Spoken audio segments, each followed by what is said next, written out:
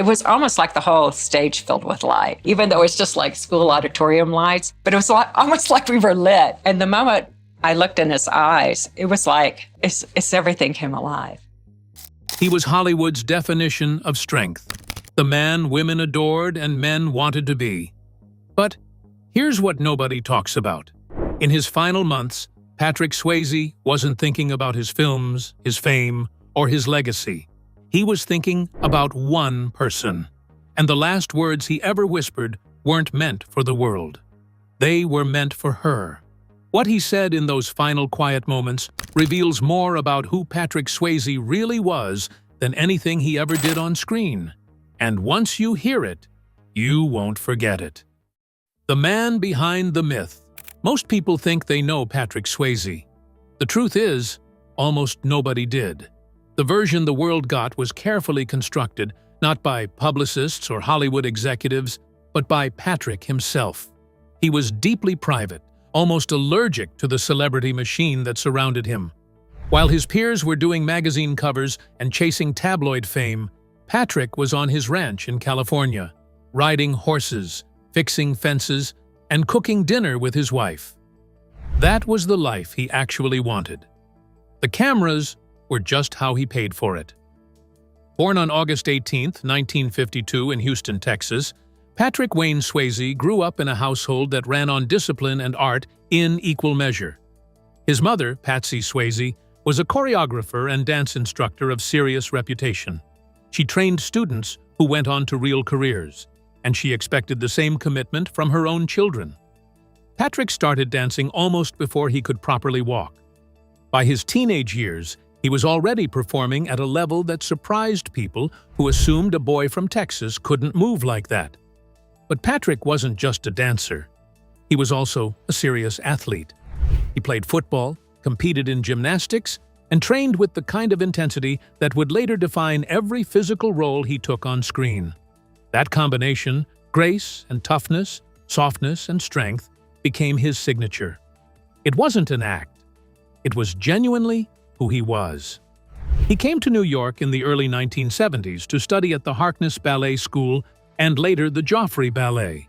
A knee injury eventually redirected him from a ballet career toward acting, but even then, he never stopped moving. Dance was in his body, not just his training. What most people don't know is how long the road to success actually took.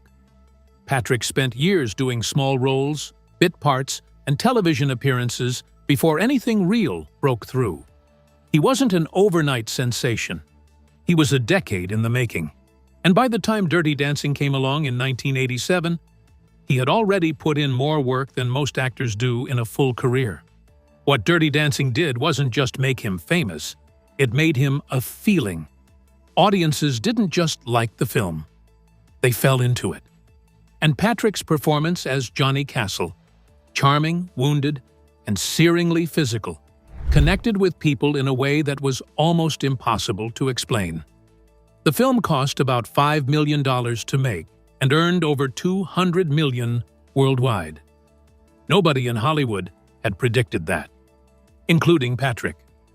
But here's what the box office numbers don't tell you. Patrick was deeply uncomfortable with the intensity of the fame that followed. He found the screaming crowds unsettling. He didn't love being a heartthrob. He wanted to be taken seriously as an actor, and for a while, the very success of Dirty Dancing worked against that.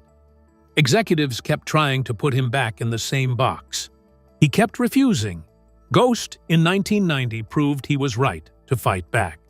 That film required something different, a stillness, an emotional depth that had nothing to do with dancing or physicality. He delivered it. And then Point Break in 1991 showed yet another dimension, gritty, dangerous, and completely convincing as an FBI agent turned surfer. He was never just one thing, and he spent his entire career proving that. Off-screen, the marriage to Lisa Niemi was the one constant. They had met when she was 14 and he was around 18, with Lisa attending his mother's dance school in Houston. A few years later, the relationship turned romantic, and they married in June of 1975. It was a marriage that lasted through every high and every difficult stretch, and there were genuinely difficult stretches. Patrick was open in interviews about personal struggles, including battles with alcohol following the death of his father in 1982. He went through periods of real darkness. Lisa stayed. That's the Patrick Swayze the world didn't fully see.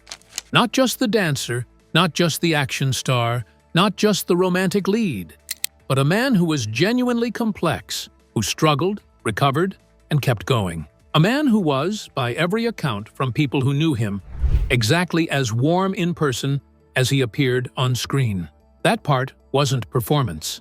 That part was real. And that man, with all of that history and all of that quiet depth, was about to face something that no amount of discipline or strength could prepare him for. The diagnosis nobody saw coming. The moment Patrick Swayze got the news, he didn't fall apart. That detail alone tells you almost everything about him. It was January of 2008. Patrick was 55 years old and had just finished filming the pilot episode of a new television drama called The Beast, where he played an FBI agent operating in moral gray areas. It was a demanding role that required the kind of raw, grounded energy he had always been capable of delivering. By all external appearances, he was in reasonable shape, still sharp, still present, still Patrick. But for several weeks leading up to the diagnosis, something had been quietly wrong. He had been experiencing persistent abdominal pain, the kind that doesn't announce itself dramatically, but simply refuses to leave. He initially dismissed it the way many people do, especially people who have spent decades training through physical discomfort. Pain, to Patrick, was usually just noise to push through. This time, the noise had a message. When he finally went in for tests, the results came back as pancreatic cancer. Stage 4. The disease had already spread beyond the pancreas to surrounding areas, and the prognosis the doctors delivered was one of the most brutal in medicine. 6 months to 2 years. That was the range they gave him. Pancreatic cancer is particularly unforgiving because it rarely produces symptoms in its early stages. By the time most patients receive a diagnosis, the disease is already well advanced. The 5-year survival rate at stage 4 was, and still is, devastatingly low, sitting in the low single digits percentage-wise. Patrick's doctors were not telling him he was sick. They were telling him he was dying. The question was only when. Lisa was with him when the doctors delivered the news.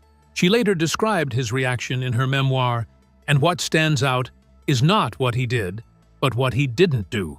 There was no breakdown, no rage, no bargaining. He sat quietly, absorbed the information, and began asking practical questions about treatment options. He processed it the way a man processes something too large to fully hold, by focusing on the very next step. Within days of the diagnosis, Patrick had enrolled in a clinical trial at Stanford University Medical Center. The trial involved a substance called vatalanib, which was designed to disrupt the blood supply, feeding the tumor. He also began a chemotherapy regimen. He was not passive in the face of this diagnosis. He treated it like a problem to be managed, even when the odds said otherwise. The information leaked to the press within weeks. By late January of 2008, the tabloids had the story, and the coverage was not kind. Photos of Patrick, looking visibly thinner, ran alongside headlines speculating about how much time he had left. The media's appetite for his decline was immediate and voracious. Patrick gave one major interview during this period, sitting down with Barbara Walters in January of 2009. He was composed, direct, and almost stubbornly optimistic. He talked about the fight he intended to give the disease, and he pushed back firmly against the idea that the diagnosis was a death sentence. He wasn't performing courage for the camera. People who knew him said that was genuinely how he was approaching it. He had decided he was going to keep living until he couldn't, and that the disease was not going to be allowed to run the show. What he said to Barbara Walters about being a miracle wasn't bravado.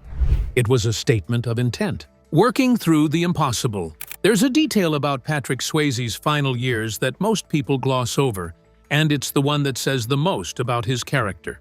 While he was actively undergoing chemotherapy, while the treatment was making him nauseated and exhausted, and was visibly changing his body, Patrick Swayze was showing up to a film set every single day. Not because he had to, not because he was contractually obligated in a way he couldn't escape, but because stopping felt to him like losing in a way that no medical outcome could represent. The Beast was a full series that went into production after the pilot was approved. Filming continued well into 2008, meaning Patrick was on set throughout the most grueling stretch of his treatment. He would schedule chemotherapy sessions around his filming days whenever possible, and on days when the effects were at their worst, he would still arrive. He turned down stronger painkillers during shooting because he didn't want anything affecting his ability to perform. He didn't want to deliver a diminished performance, and he didn't want anyone treating him differently. The director and crew later described what it was like to work with him during that period with something close to disbelief. He was consistently on time. He knew his lines. He gave full performances. There were moments between takes when it was visibly clear that he was in pain, but he did not make that anyone else's problem. He changed in his trailer, managed what he needed to manage, and walked back out in front of the camera. His weight dropped significantly during this period. The physical transformation was obvious to anyone who watched the show with knowledge of what was happening. But what's remarkable is that even with that physical deterioration, his presence on screen remained completely intact. The eyes were the same. The intensity was the same. Whatever it was that made Patrick Swayze compelling to watch, it didn't have a physical address. Away from the set, the tabloid coverage continued, and in many cases, got worse. There were publications running photographs taken with long lenses, capturing Patrick in private moments when he was clearly unwell, and packaging those images alongside speculative timelines of his death. He found it deeply undignified, not for his own sake as much as for Lisa's. She had to navigate those headlines while also managing his care.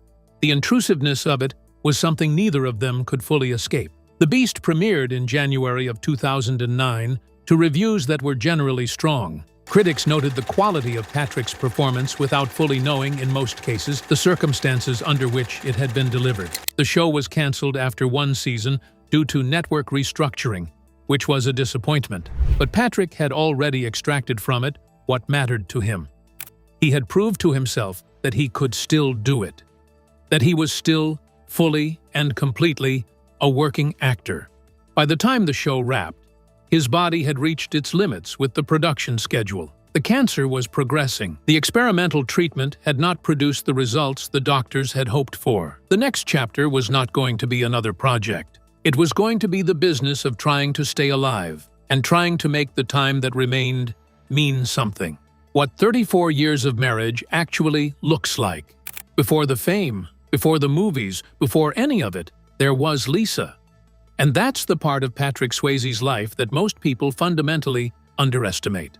Lisa Niemi was 14 years old when she first walked into Patsy Swayze's dance studio in Houston. Patrick, several years older, was already teaching there. Their relationship didn't begin romantically. It began in the context of dance, of discipline, of a shared vocabulary that most people never find with anyone. By the time they fell for each other, they already knew who the other person actually was. They married in June of 1975. Patrick was 22. Lisa was 18. It was early by any measure, and Hollywood marriages at that age, in that industry, tend to have a particular statistical outcome. Theirs lasted until his death. 34 years. That's not a Hollywood love story. That's just a love story. What's striking about their relationship, from the accounts of people who knew them, was how unperformative it was. They weren't constantly photographed together at events. They didn't use their marriage as a publicity mechanism. They went home, to the ranch, to the horses, to the kind of ordinary domestic life that celebrity tends to eat alive. Patrick talked in interviews about how grounding the ranch was, how it was the one place where he felt like a person rather than a product. The marriage wasn't without difficulty. Patrick was candid in interviews about the years when his drinking was a serious problem, particularly after his father's death in the early 1980s. Those were years that put real strain on the relationship. Lisa didn't leave. She also didn't pretend it wasn't happening.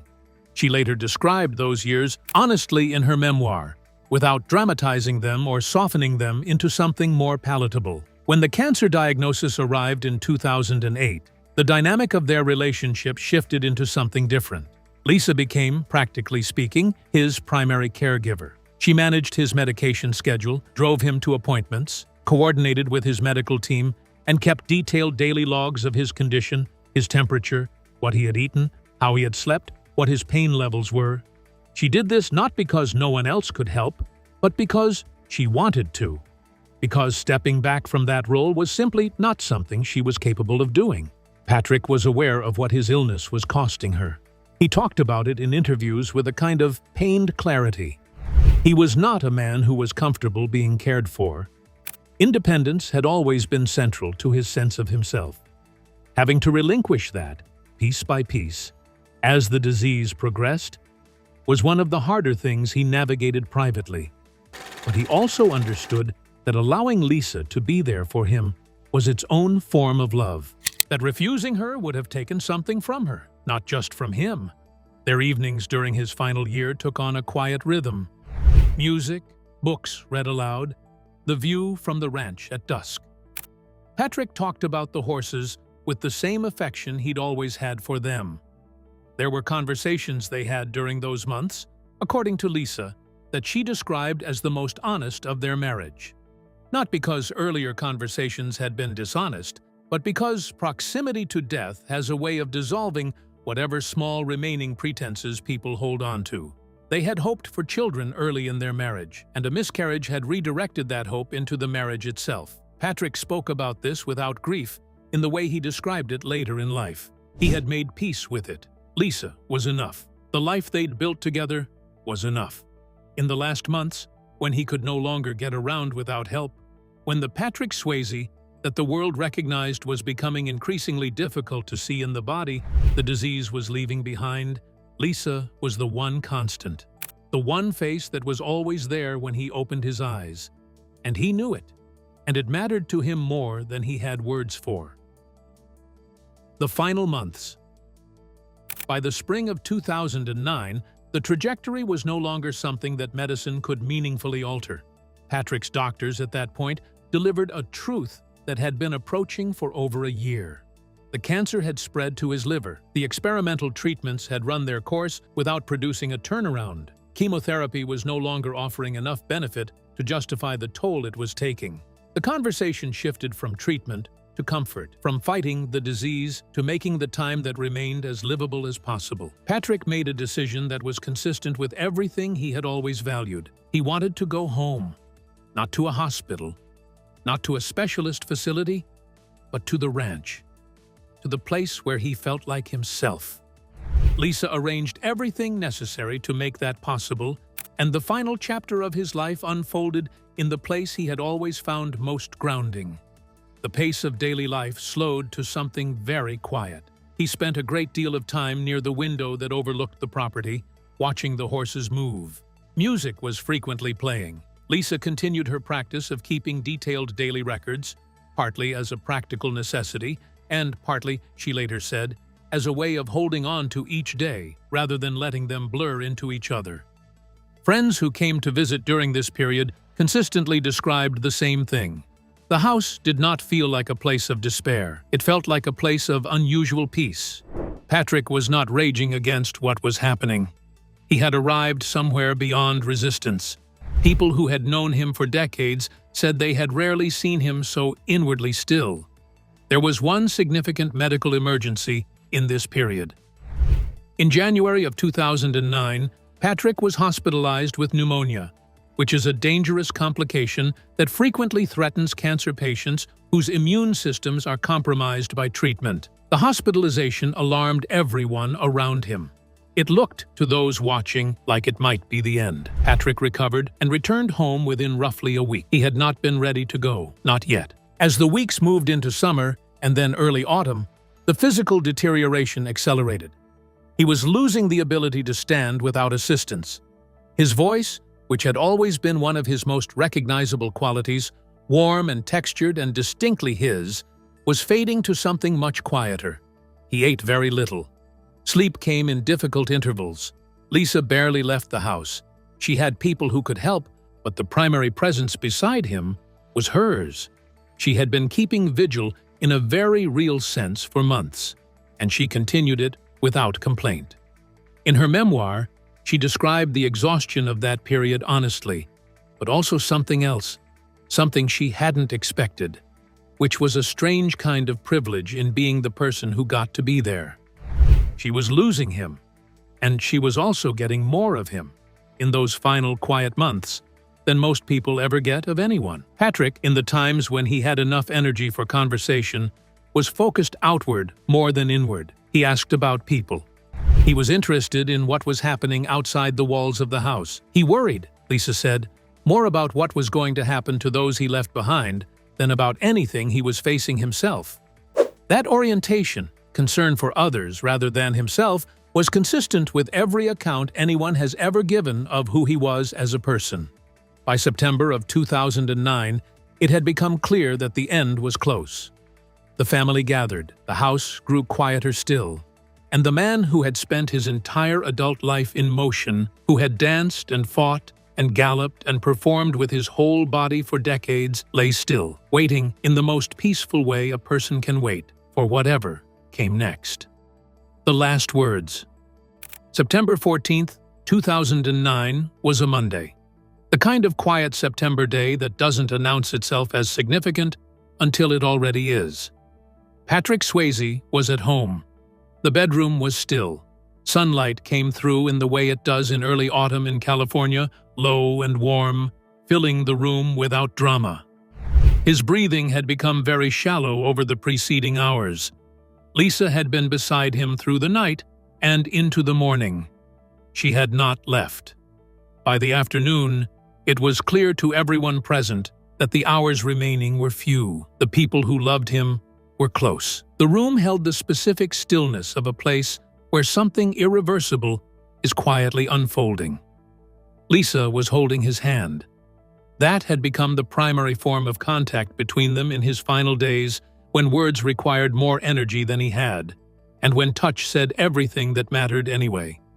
At some point in the afternoon, she leaned close to him and told him she loved him. His lips moved. What came out was barely a whisper, but it was clear. He told her he loved her. Those were the last words Patrick Swayze ever spoke. There was no prepared speech, no final wisdom delivered for posterity, no dramatic farewell.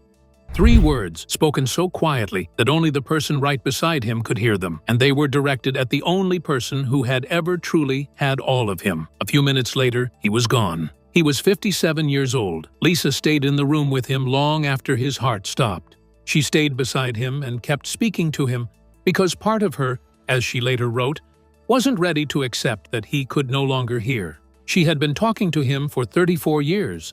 Stopping didn't come naturally. His death was confirmed later that day through a brief statement from his publicist. The statement was simple and gave nothing away. There was no public funeral, no Hollywood ceremony. A private memorial was held for family and close friends, and that was consistent with everything Patrick had ever wanted. His life outside of the work had always belonged to him. His death would, too.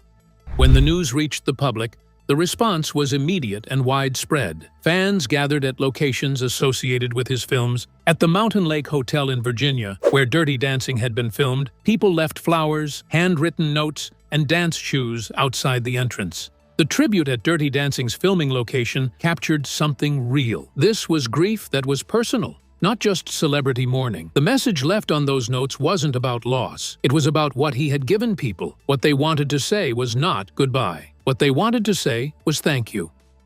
What he left behind. Patrick Swayze has now been gone for over 15 years, and something interesting has happened in that time. His cultural presence has not diminished. In many ways, it has grown. Dirty Dancing remains one of the most watched films on streaming platforms, consistently pulling in new audiences who weren't born when it was released. Ghost has the same kind of durability. Point Break has been reassessed and recognized as a genuinely well-crafted film, not just a product of its era. The work has outlasted the moment in which it was made, which is the only real test of whether something matters. In 2012, Lisa published her memoir, Worth Fighting For. It was not a grief book in the conventional sense. It was an account of a marriage, written by someone who had been inside it for 34 years and wanted people to understand what that had actually meant.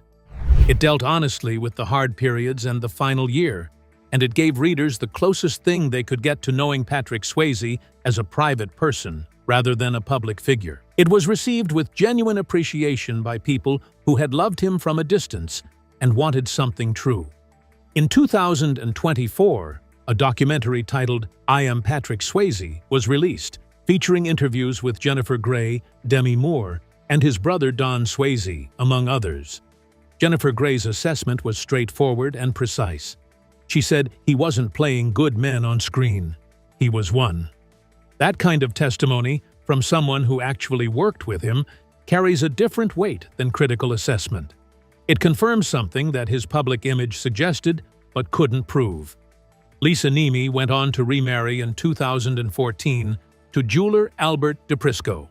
She has spoken openly about that choice and about how moving forward with her life is not in conflict with the depth of what she had with Patrick. She became a prominent advocate for the Pancreatic Cancer Action Network, using her platform to push for increased research funding and earlier detection methods.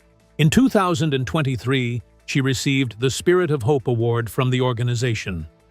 The speech she gave that evening was quiet and direct. She said that she couldn't stop him from leaving, but she could make sure he didn't disappear.